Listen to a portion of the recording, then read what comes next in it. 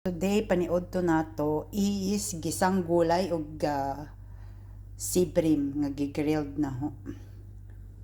Human na ang sibrim na grilled na siya. So niya diri talong, niya kamatis, onion and garlic, capsicum, kalabasa, ayan, pughad kaayo ni siya.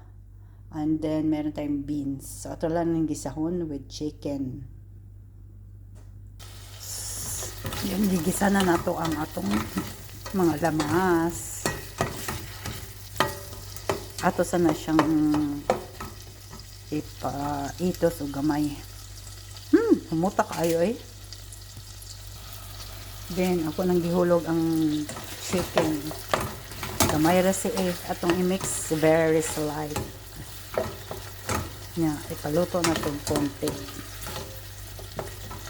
Yan. Kining chicken, gimarinate na ninaw siya o oyster sauce.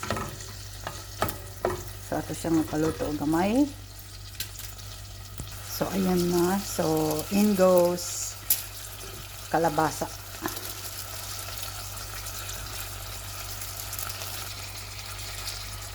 So, ayan na yung kalabasa. I-mix na po natin siya. Kahumot kaayo.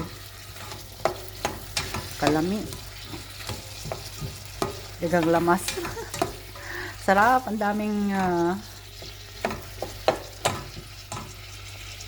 bango. And then, sunod natin yung batong. At usan siyang takpan for few minutes. Then, itong templahag, konting oyster.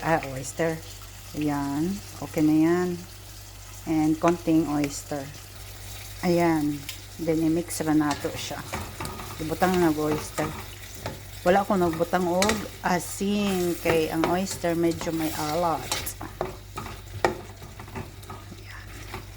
Palutuon na lang nato yung ang kalabasa. Then ilagay nato ang batong og talong.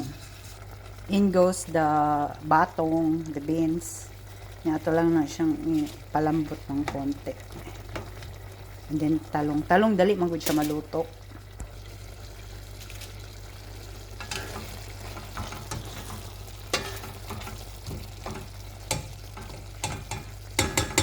Okay na to.